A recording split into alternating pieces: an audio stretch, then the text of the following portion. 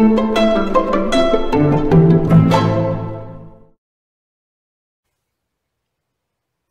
I'm Brandon. I'm an alcoholic and addict in recovery, and today I want to talk about getting active during sobriety, reading a little bit from Living Sober by Alcoholics Anonymous World Services. So when most of us stop drinking or using drugs, we end up with a lot of time on our hands, a lot of time that we didn't have, that we used to use either using drugs, finding them, preparing to use them, arranging our lives to use them, and then recovering from using them. And now we've got all this time on our hands, and it can sometimes be a very difficult thing to figure out how to use that time. And so that's one potential problem you might run into.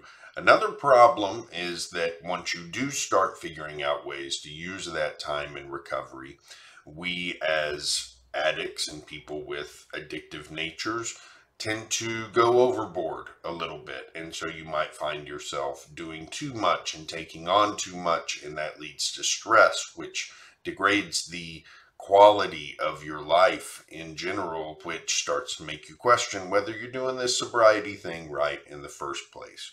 So I want to read a little bit from Living Sober today, where they talk about this, talk about a couple of different things that you can look into to do during your sobriety in order to make sure that you're staying active, and then also talk about kind of trying to find some balance so that you're not doing so much that it actually makes sobriety and recovery less rewarding than it should be. So one of the first things they say is simply trying to avoid a drink or not think of one all by itself doesn't seem to be enough. The more we think about the drink we're trying to keep away from, the more it occupies our mind, of course. And that's no good. It's better to get busy with something, almost anything, that will use our mind and channel our energy toward health.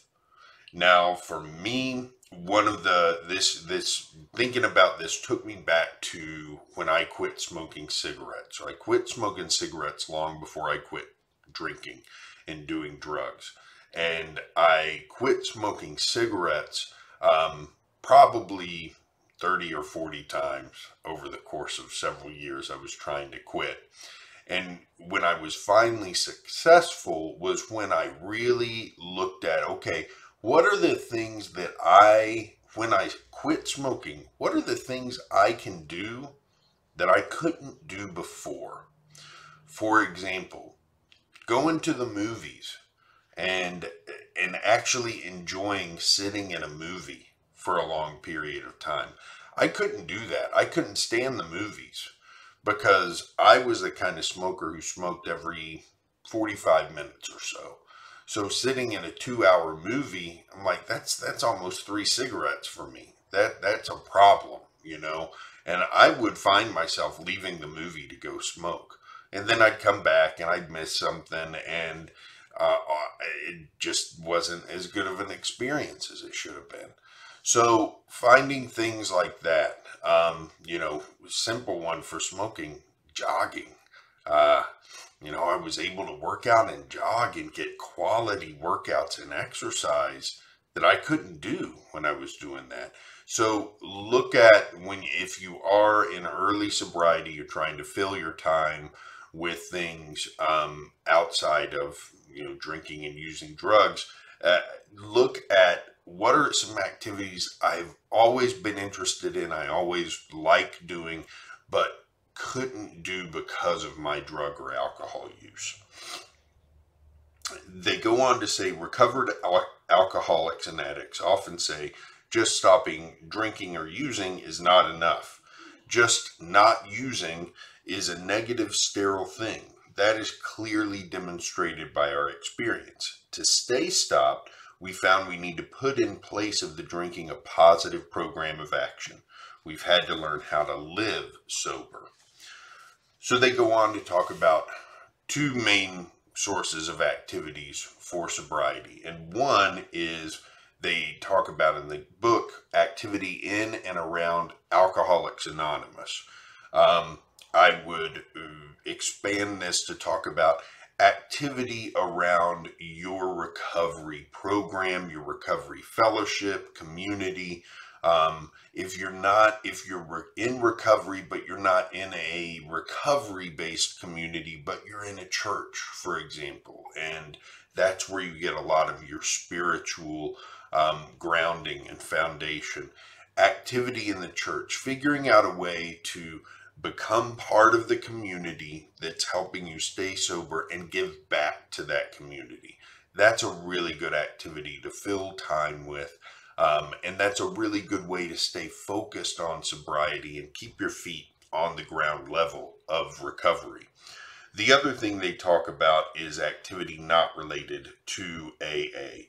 And so activities not related to recovery, and this is kind of what I was going back to when I talked about quitting smoking, was what are the activities that you can fill your time with now that maybe you couldn't before? Activities that enrich you, that are fun for you, that you enjoy doing, whether it's something by yourself, with your family, with your friends, things like that. But I read something here that stuck out to me because this is a problem I've had recently, and that's overdoing it and overcommitting and putting too much on your plate. Now, if you're like me, you may have, even in your drinking and drug use, often taken on too much in your life and found yourself saying yes to every request, and coming up with all sorts of ideas that seemed like good ideas but required more of your time, and you end up with these huge to-do lists and lists of lists and things like that.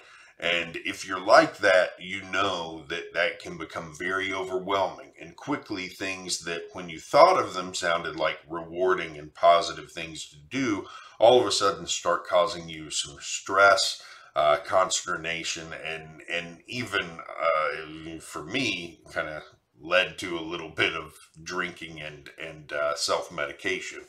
So what we got to do is really keep in mind the old AA adage of easy does it. And we've got to strive for balance and really look at what we can and cannot take on and still maintain our space for us to be comfortable in our recovery and sobriety. And I'll read what they say about this. They say, we have found it is important, though, not to overdo any of these. Planning to clean out all the closets or the whole attic or garage or basement or apartment sounds simple.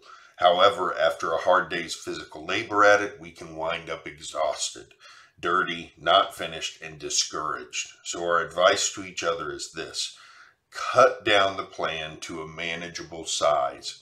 Start out not to straighten up the kitchen or clean out those files, but simply to clean out one drawer or one folder. Do another one another day. And so it's really important for us to make sure that we're not doing too much, not putting too much on our plate. And the last thing they say is one word of caution. Some of us find we have a tendency to go overboard and try to do too many things at once. We have a good break for that, which you'll read about on page 43. It's called Easy Does It. So I really would encourage anybody who's early in recovery and not sure what they're going to do with their time, find those things you couldn't do that really feed your passions that you couldn't do in your drinking and your addiction, and engage in those. Find something that really feeds your soul and follow that. And then, find a way to help your community, whether it's your recovery community, the community around you, your neighborhood, your family, whatever. Find a way to do that.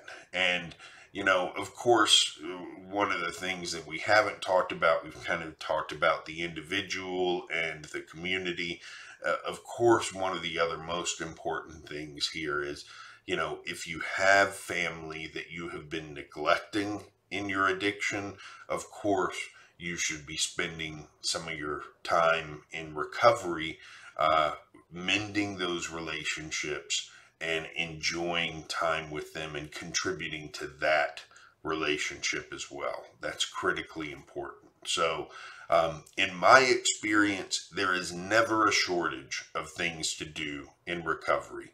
That doesn't mean you'll find moments here and there that you might get bored, but that's normal. That's what happens to normal people. We used to not get bored that often because we could just drink or drug and that took care of it. But normal people do get bored on occasion, and usually if you do have some things in your back pocket that you know will feed you, that you know will be good things for you to do, it doesn't take long to get over that boredom. So that's it for today. Hope you all have a great day, and I will see you back here for more tomorrow.